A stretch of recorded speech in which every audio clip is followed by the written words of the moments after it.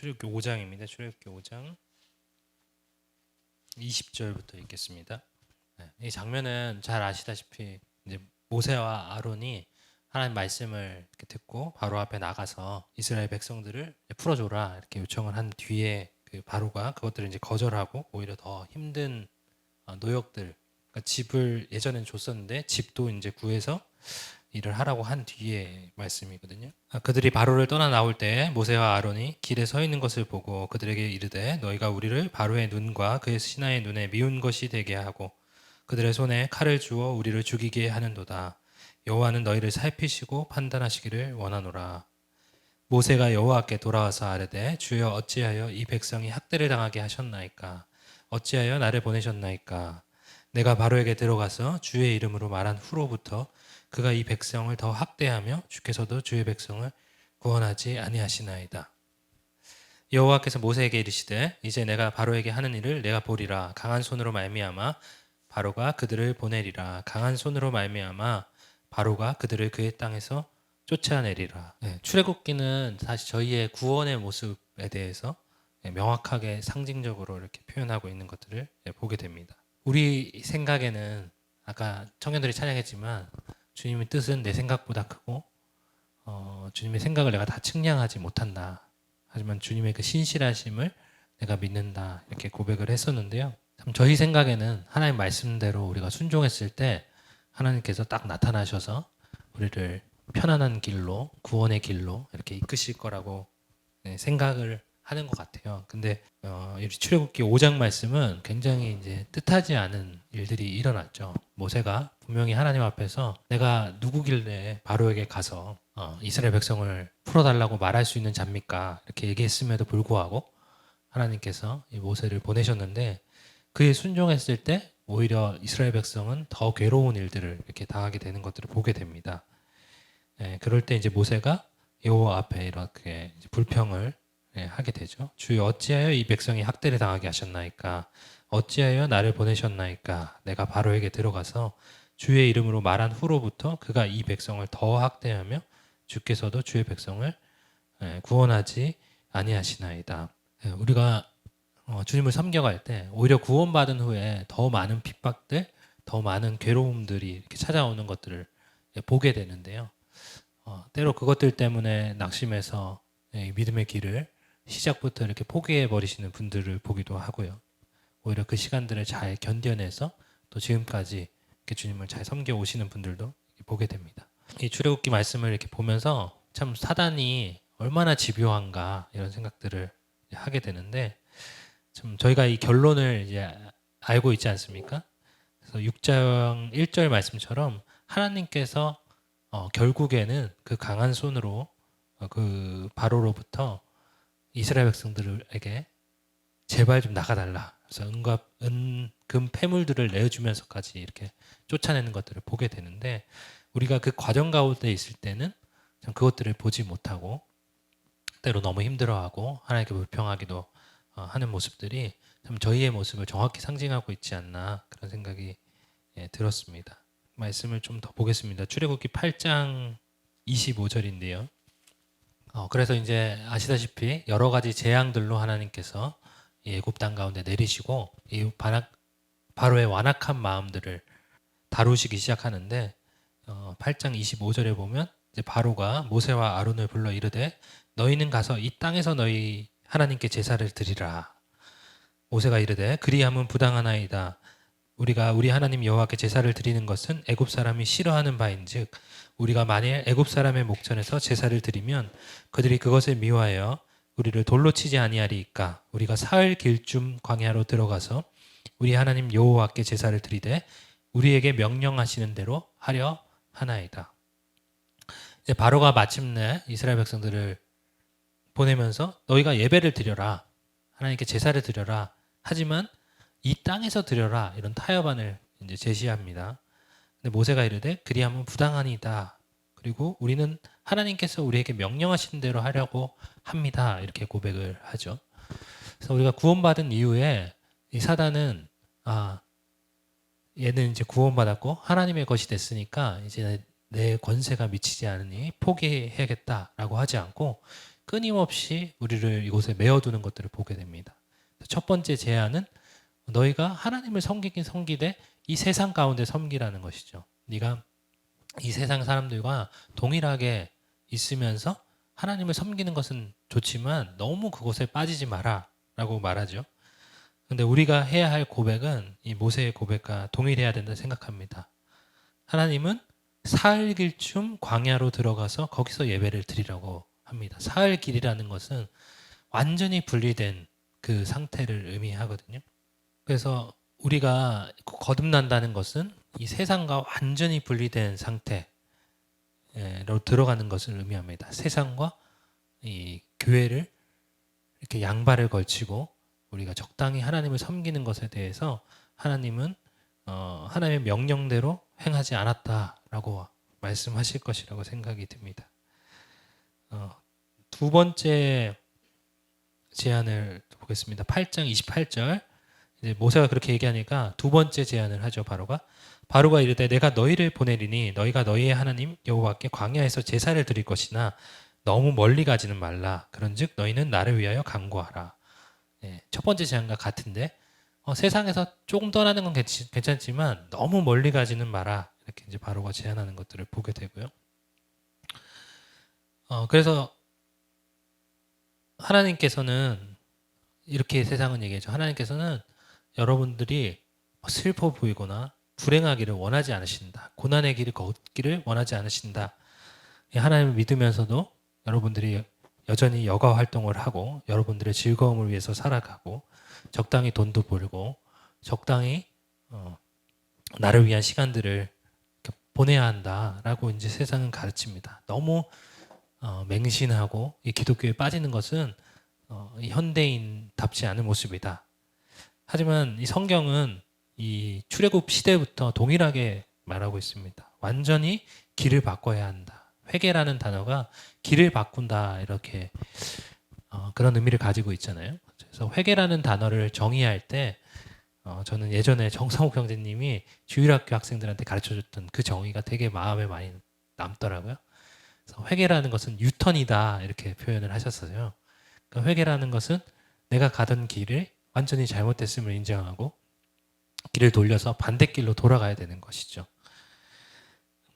그래서 이 그리스도인들이 세상도 적당히 섬기고 하나님도 적당히 섬기는 것은 하나님을 섬기지 못한다는 것을 성경은 말하고 있습니다. 세 번째 제안을 한번 보겠습니다. 출애굽기 10장 11절 10절부터 읽겠습니다.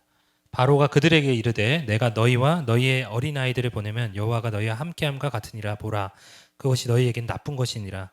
그렇게 하지 말고 너희 장정만 가서 여호와를 섬기라. 이것이 너희가 구하는 바니라. 이에 그들이 바로 앞에서 쫓겨나니라. 이것도 여전히 현대사회에서 사단이 우리에게 가르치는 바와 같습니다.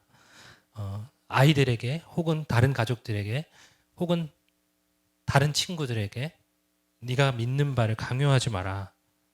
아이들은 어리고 그것들을 재촉하지 마라. 스스로 자라면 그들이 고민하게 될 것이고 그때 하나님을 선택하도록 내버려둬라. 이렇게 세상은 말하고 있죠. 그래서 마치 전도하는 사람들을 그가 믿는 바를 강요하고 다른 사람들을 존중하지 않는 그런 사람인 것처럼 성경은 세상은 말하고 있습니다. 하지만 성경은 잠언 22장 6절에 마땅히 행할 길을 아이들에게 가르치라고 말씀하시고 계시죠. 그래서 우리가 배운 바 이런 것들을 우리가 알고 있는 소중한 사람들에게 전해야 되는 것이죠. 특별히 아이들에게 이것들을 가르쳐야 된다고 성경은 말하고 있습니다. 그래서 아이들을 가르치고 아이들을 영적인 사람들로 만들고 우리의 다른 세대가 아니라 다음 세대를 일으키기 위해서는 부지런히 우리가 집안에서 아이들을 가르쳐야 된다고 성경은 말하고 있죠. 그것은 어떤 교회 기관이나 교사들이 할 수 있는 것들이 아닙니다. 그래서 부모들이 마땅히 아이들을 가르치는 의무를 하나님께서 주셨기 때문에 우리가 아이들을 가르치고 또 혹은 믿지 않는 가족들에게 이 하나님의 복음의 말씀들을 가르쳐서 우리가 함께 이 애굽이 아니라 광야에 가서 주님을 예배해야 된다라고 성경은 말하고 있는 것이죠. 다음 제안을 또 보겠습니다. 출애굽기 10장 24절인데요. 하나님도 집요하시지만 이 바로도 참 집요합니다. 한 10가지 재앙을 내리신 동안 바로가 이렇게 많은 타협안을 제시했는지 저도 최근에 말씀을 보면서 다시 한번 보게 됐는데 10장 24절에 읽겠습니다. 바로가 모세를 불러서 이르되 너희는 가서 여호와를 섬기되 너희의 양과 소는 머물러 두고 너희 어린 것들은 너희와 함께 갈지니라 이렇게 말하고 있죠. 그래서 이 모세가 타협안에 이렇게 굴복하지 않고 받아들이지 않으니까 그 어린 아이들은 가라. 하지만 너희가 가지고 있는 양과 소는 가져가지 마라. 그렇게 제안을 하죠. 참 합리적인 제안처럼 보이지만 양과 소가 없으면 하나님을 예배할 수 없고 하나님께 제사를 드릴 수가 없는 것이죠. 그것은 하나님께서 명령하신 것과 다른 것입니다. 세상에서 동일하게 현대사회에서도 동일한 말씀들을 하고 있습니다. 만일 내가 꼭 그렇게 믿어야 한다면 내 자신을 하나님께 드려라. 하지만 네 소유는 하나님께 드리지 마라. 이것이 마귀가 주는 마지막 타협안이죠. 내가 가진 소유, 시간, 재능 이 모든 것들이 내 것이라고 생각한다면 우리가 하나님께 드려야 된다라고 이제 생각하게 되겠죠. 그래서 그것들은 너무나도 아깝고 좀 하나님께 드리기에 너무 아까운 것들이라고 생각이 들 수 있습니다. 하지만 성경에서 말하는 바는 네가 가진 것, 네가 가진 소유, 네가 가진 가족, 네가 가진 재능, 네가 가진 시간 이 모든 것들이 하나님으로부터 온 것이고 하나님께서 주신 것이라는 것을 네가 알아야 된다라고 얘기하고 계시죠. 역대상 29장 14절에 다윗은 이렇게 고백합니다. 우리가 주의 손에서 받은 것으로 주께 드렸을 뿐입니다. 라고 이제 다윗은 고백을 하는데 우리가 하나님께 드린다고 하는 것들 중에 하나님께 받지 않은 것들이 없다는 사실을 우리가 기억해야 됩니다. 우리가 가진 소유들, 우리가 가진 재능들, 우리가 가진 시간들 모든 것들이 하나님께서 주신 것들이죠. 그리고 여전히 하나님이 우리를 빌려주고 계신 것이고 하나님께서 도로 찾으신다면 참 우리가 지킬 수 있는 것들이 아무것도 없음을 이제 보게 됩니다. 그래서 이 제안을 마지막으로 하나님께서 아홉 번째 재앙 또 10번째 재앙을 내리면서 바로는 완전히 항복하고 이스라엘 백성들은 하나님께서 지시하신 대로 명령하신 대로 살 길을 광야로 떠나가서 자기가 가진 모든 것을 가지고 가서 하나님께 제사를 드리는 장면들이 나오게 됩니다. 요즘 말씀들을 이제 연구하면서 참 재밌는 사건들을 많이 보게 되는데요. 우리 그리스도인들이 그런 얘기들을 많이 하잖아요. 참 요즘 말세다. 주님 오실 날이 얼마 남지 않았다. 세상이 참 미쳐가고 성경에 나오는 대로 전쟁이 곳곳에서 일어나고 참 빈부의 격차가 커지고 참 주님 오실 날이 얼마 남지 않았다. 이런 얘기들을 많이 듣고 자랐고 지금도 듣고 있는 것 같습니다. 어제 아들이 이제 그런 얘기를 했어요. 21세기인데 무슨 소리를 하는 거냐 저한테 그런 얘기를 하더라고요. 그래서 저는 아빠는 20세기에 태어난 20세기 사람이라서 그렇다고 이제 얘기를 해줬었는데 20세기 때부터 형제님들이 그런 얘기를 많이 하신 것 같아요. 주님 곧 오신다. 2000년이 안 올 줄 알았습니다. 그때 Y2K 뭐 이런 얘기들을 하면서 참 지구가 멸망할 줄 알았습니다. 근데 성경을 이제 연구하면서 옛날 선배들의 말씀들을 이렇게 읽다 보니까 19세기에 있었던 우리 선배들도 같은 얘기를 하더라고요. 이 세상은 너무 악해졌고 이 사람들은 더 이상 하나님을 존중히 여기지 않는다. 주님이 아마 곧 오실 것이다. 이렇게 얘기하고 18세기, 17세기 선배들도 같은 얘기를 하고 심지어 성경에 나오는 1세기 우리 바울 사도도 주님 오실 날이 멀지 않았다고 이렇게 이야기하는 것들을 보게 됩니다.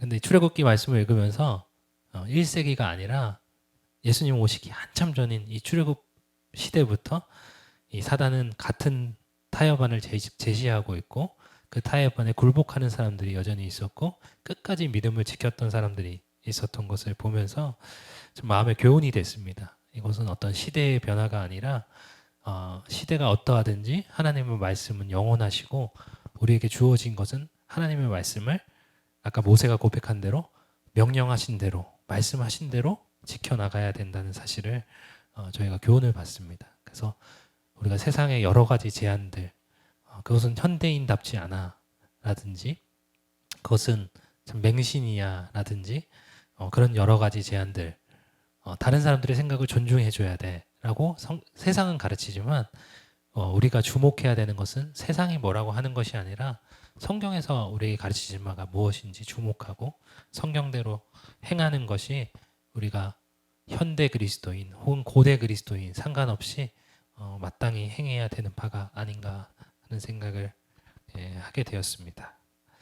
그래서 우리가 주님 말씀대로 이 교회를 세워가는 과정 가운데 때로는 그 모세가 경험했던 것처럼 우리 생각처럼 일이 순조롭게 진행되지 않고 오히려 그 전보다 더 악화된 것 같고 고난의 시기가 길어지는 것 같고 하는 생각이 든다 하더라도 우리가 주님 말씀대로 하고 있다면 하나님께서 말씀하신 대로 마침내 우리는 잘 모르지만 하나님께서 우리를 구원해내시고 하나님께서 기뻐하시는 그 교회로 또 우리를 그 교회 안에 머물게 하시리라는 생각이 들어서 참 위로가 되었습니다. 네, 성도님들도 말씀을 통해서 하나님으로부터 오는 그런 위로가 있으시기를 바라고 우리가 때로 지치고 낙심이 되더라도 끝까지 하나님 말씀대로 우리가 살아갈 수 있는 교회가 되기를 바라는 마음이 있습니다. 이상으로 마치겠습니다.